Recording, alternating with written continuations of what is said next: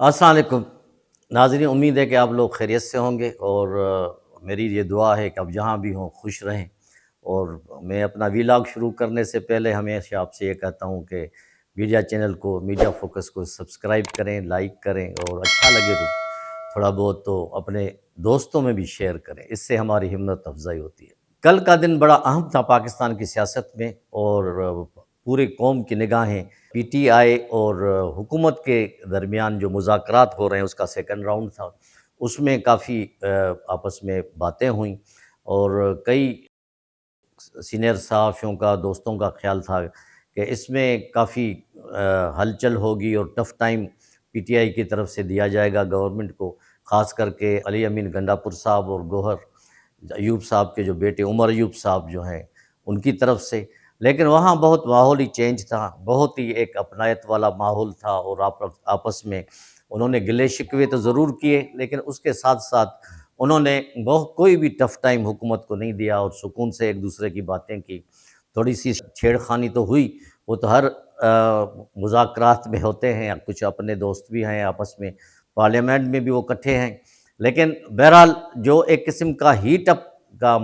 लोग माहौल समझ रहे थे, वो शुक्र अल्हम्दुलिल्लाह नहीं हुआ।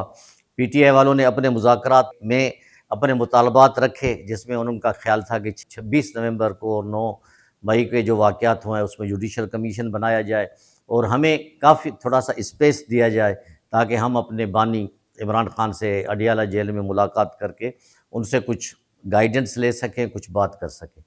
हुकूमत की तरफ से भी जो है कुछ बातें की गई और उन्होंने भी बहुत ही बड़े दिल का मुज़ाहरा किया, हिम्मत का मुज़ाहरा किया। उन्होंने भी कहा कि हमें इस बात पे भी कोई एतराज़ नहीं कि जो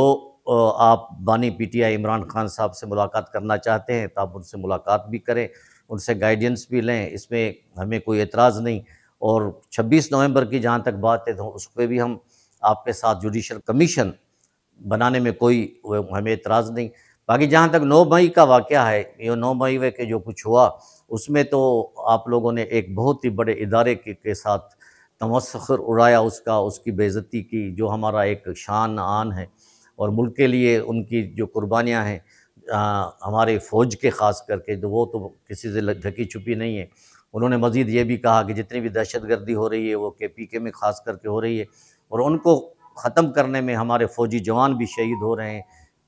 पुलिस भी शहीद हो रही है। तो इस हवाले से हो तो उस पर भी थोड़ी सी बात आगे की जा सकती है। तो बज़ाहिर ये महसूस हो रहा था कि फ्रेंडली माहौल था और हो सकता है कि ये अगले हफ्ते इसको मज़ीद तीसरा राउंड शुरू हो या उससे थोड़ा सा कुछ दिन आगे चल के, ताकि ये एक बहुत बड़ी कामयाबी है दोनों तरफ से, ख़ास करके हुकूमत की तरफ से, कि जो बानी पीटीआई जो कि कभी भी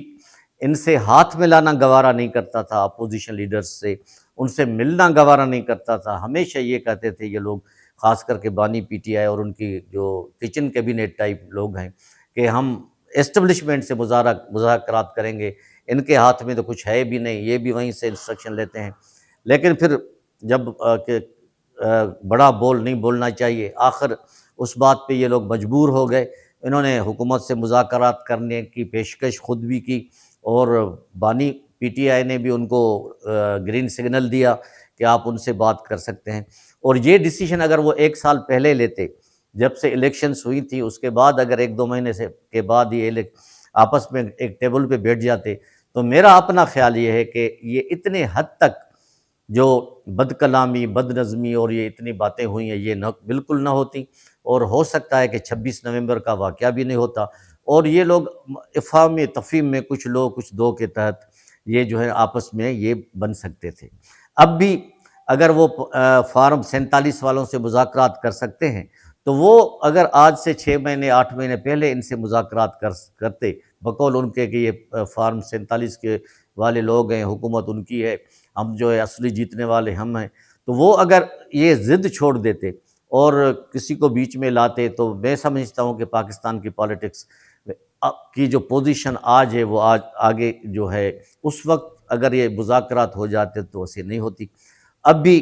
देर आयत दुरुस्त आयत की ये बात है। मैं हुकूमत के नुमाइंदों को भी ये कहूँगा, हुकूमत को भी ये कहूँगा कि वो भी अपनी पॉलिसी में लचक लाए, क्योंकि उनकी तरफ से जो स्टेप्स उठाए जा रहे हैं इकनॉमी के हवाले से, تو اس میں کافی خاطرخواہ پازیٹیو سائنس نظر آ رہے ہیں۔ اسٹاک ایکسچینج کی صورتحال آپ کو پتہ ہے، مہنگائی کی صورتحال جو ہے وہ بقول ہمارے فنانس منسٹر پرائم منسٹر کے کہ وہ سنگل ڈیجٹ پہ آ گئی ہے، لیکن عوام کو تو ابھی تک کوئی فائدہ ملا نہیں ہے، لیکن امید ہے کہ عوام کو بھی فائدہ ملے گا۔ اور ڈالر جو ہے وہ رک گیا ہے ایک جگہ پہ، اور کبھی جو 340 کراس کر چکا تھا اب وہ ابھی 278 77 پہ آ گیا ہے، اور امید کی جا سکتی ہے کہ ہو سکتا ہے کہ اس سے پھر بھی کم آئے۔ اور اسٹیٹ بینک کی جو مانیٹری پالیسی ہوتی ہیں وہ بھی بڑی پازیٹیو آ رہی ہیں۔ تو حکومت کو بھی اب پی ٹی آئی جو ہے اس کا کوئی شک نہیں کہ پی ٹی آئی کی ایک عوام میں مقبولیت ہے، عوام میں بھی ان کا ایک بہت بڑا گروپ ہے اور بڑی اسٹرانگ اپوزیشن ہے، تو وہ ان کے ساتھ مل کے اگر وہ ملک کی ترقی کی خاطر، اختلافات تو ہوتے رہتے ہیں، چھوٹے موٹے اختلافات ایک دوسرے سے کر سکتے ہیں، لیکن ملک کی ترقی کی خاطر، ملک کے استحکام کی خاطر اگر یہ مل بیٹھ کے جس طرح انہوں نے کل آپس میں مظاہرہ کیا اپنے